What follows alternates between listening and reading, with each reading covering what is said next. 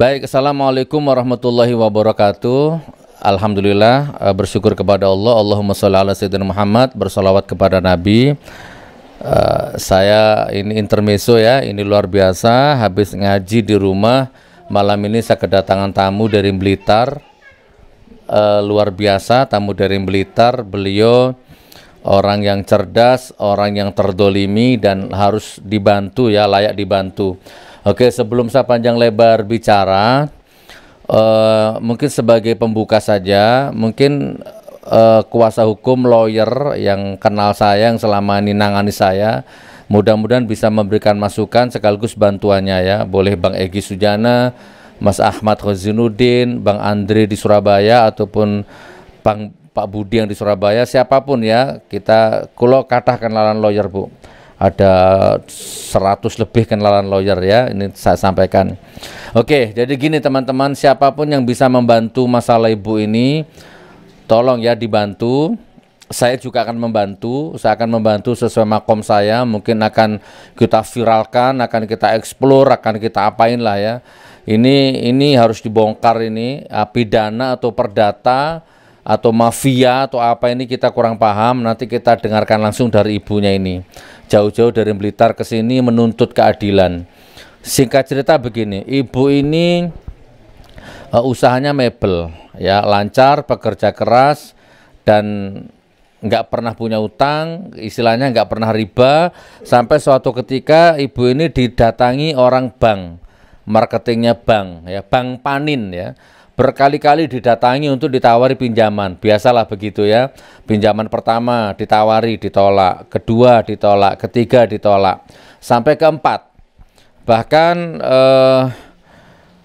marketing banknya tuh sampai ngomong begini, tolonglah Bu, misalkan ini ya, ayolah pinjam supaya saya ini dapat targetnya mungkin ya. Kan memang marketing itu kan ditarget sama kantor supaya dapat sekian itu wallahu alam bisawab. Intinya begini, akhirnya ibu ini minjam akhirnya itu uang di bank itu. Nanti lebih detail Anda dengarkan langsung dari beliau, saya hanya kulit-kulitnya saja. Minjam terus akhirnya lancar pembayaran, nggak pernah ngangsur, nggak pernah nunggak ya. Terus kemudian karena pembayaran lancar, ditawari lagi, ya itulah bank, itulah riba ya, ditawari lagi. Akhirnya ibu ini minjam lagi ya, yang kedua kalinya itu. Nah, di angsuran yang keberapa ini lancar, semua bukti ada. Di angsurannya keberapa tiba-tiba kok sudah ada turun surat pelelangan rumah. Bahkan rumah itu sudah dilelang, saudaraku.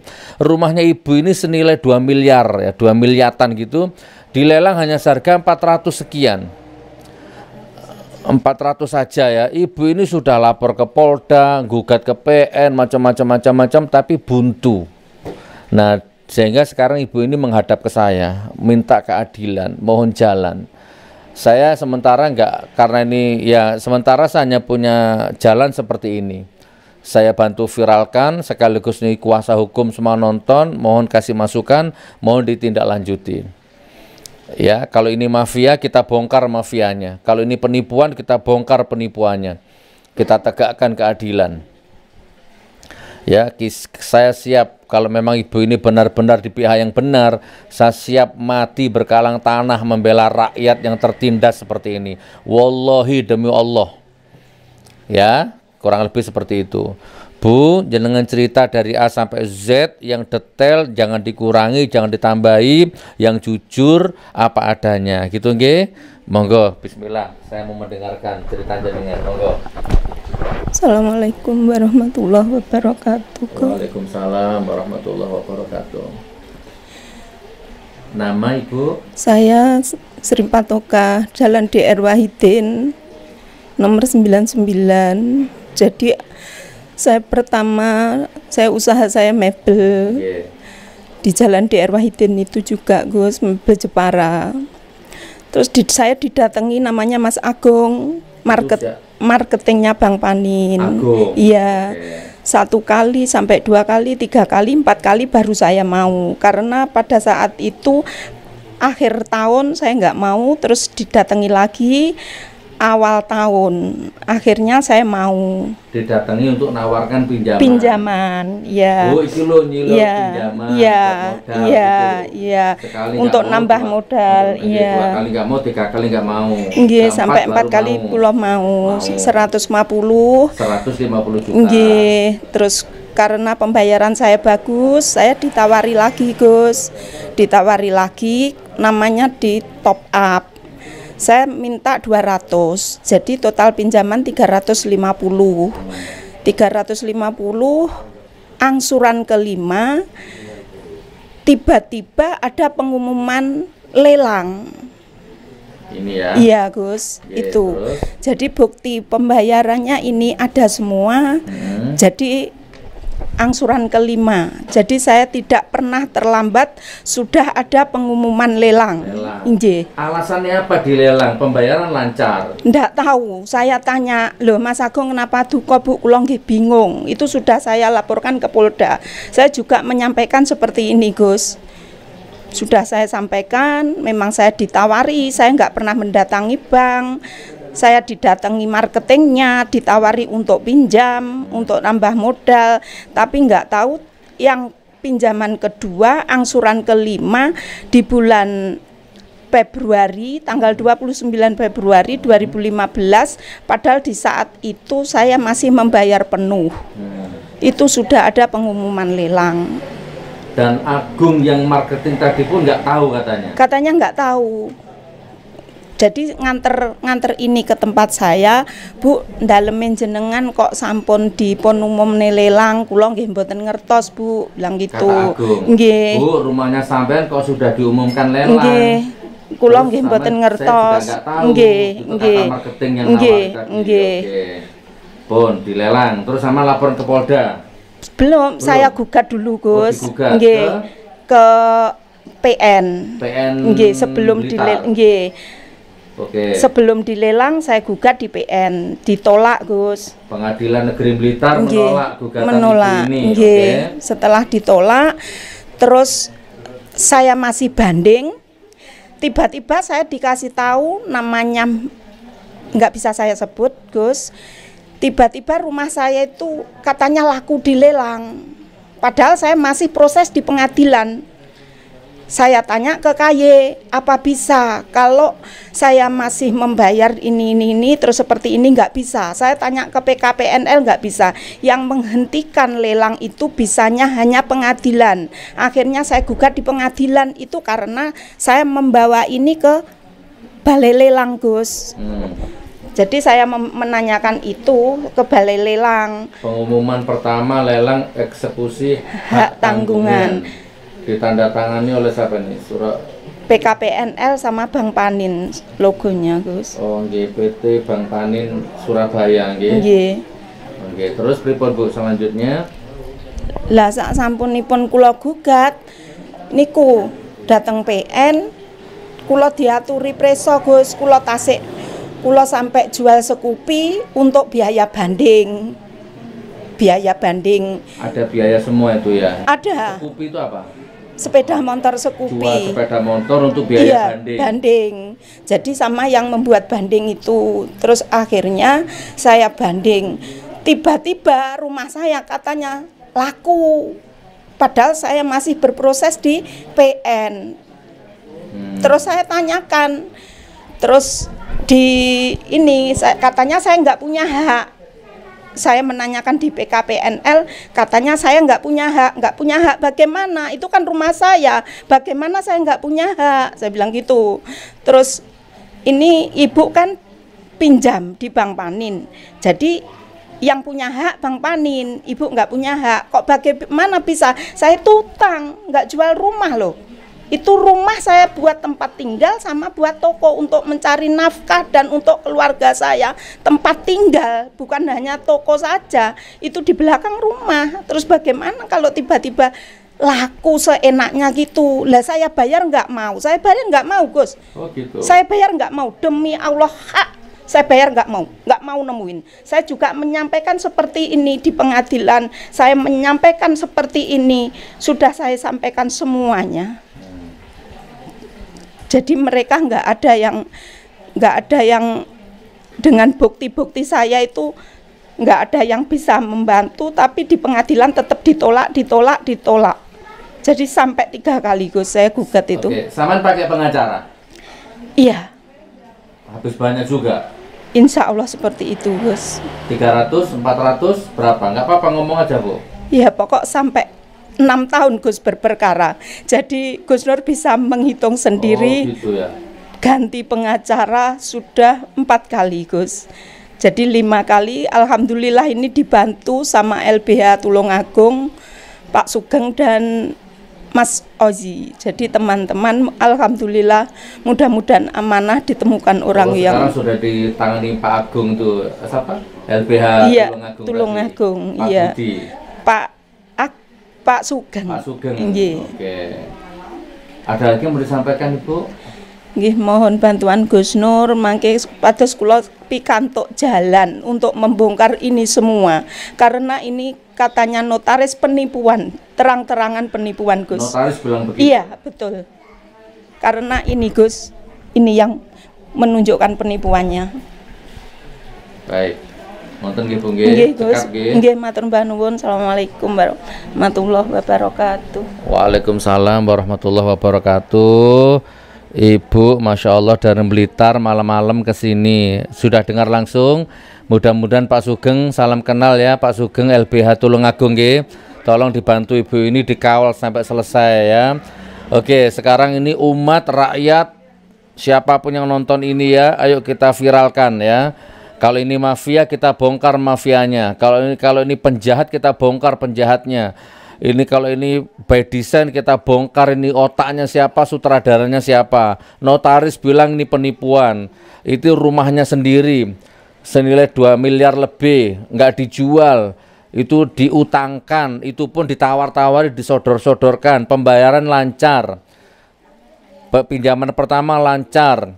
Ditawari lagi kedua, oke lancar. Baru angsuran kelima tiba-tiba ada surat lelang. Digugat kemana-mana, ditolak terus. Akhirnya terus detik ini kondisi rumah sampean gimana? Detik ini masih ada? Saya tempati Gus. Oh masih ditempati, katanya sudah laku.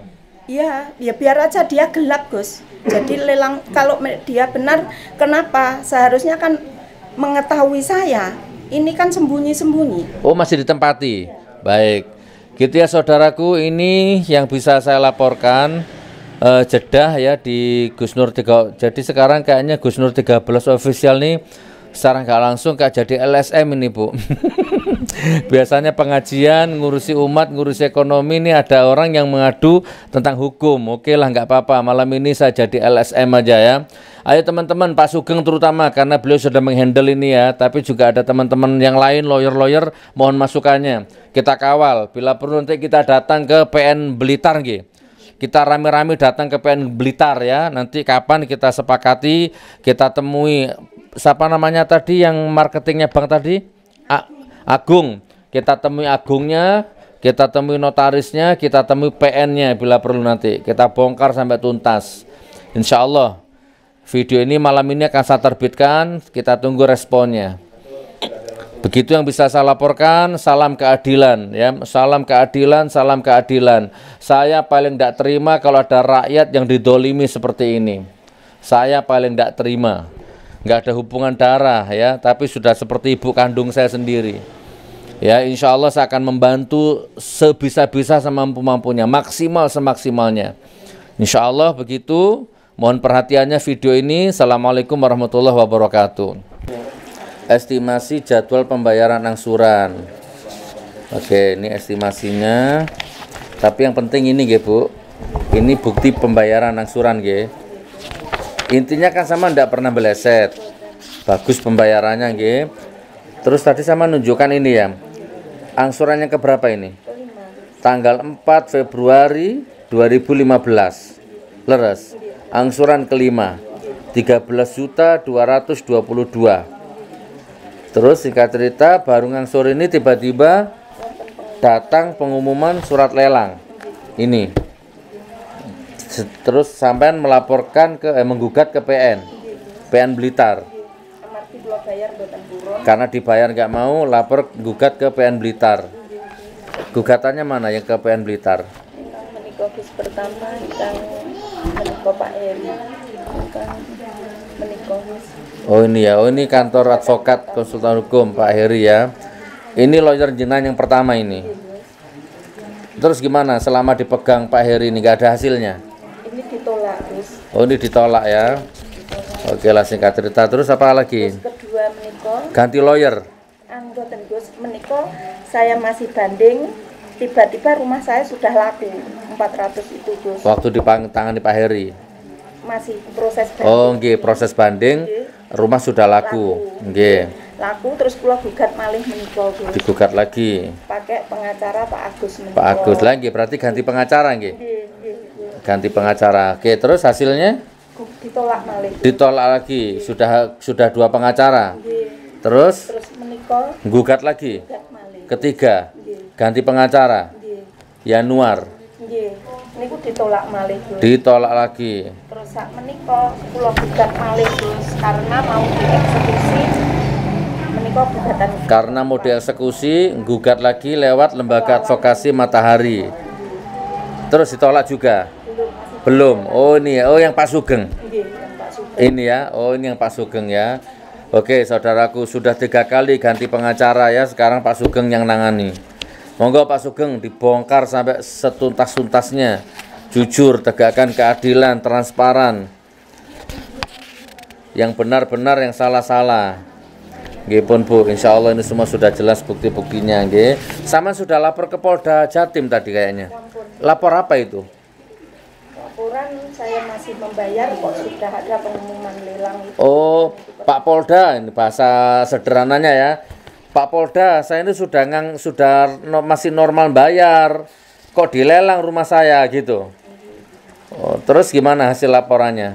Katanya nggak ada unsur pidananya. Nggak ada unsur pidana, padahal kata notaris ada unsur pidana. Oke, gitu ya teman-teman ya. Ini yang tanda tangan ini Direktur Reserse Kriminal Khusus Polda Jatim ini ya, Bapak Windy Syafputra.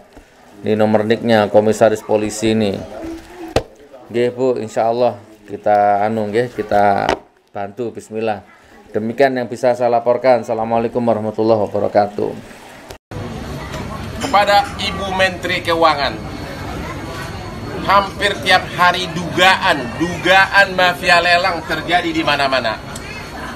Harta debitur yang misalnya harga marketnya adalah 2 M ya, tapi dilelang cuma misalnya 200 juta. Caranya adalah orang-orang yang mendaftarkan ikut lelang itu adalah calo-calo, bosnya ada di belakang sebagai yang membiayai.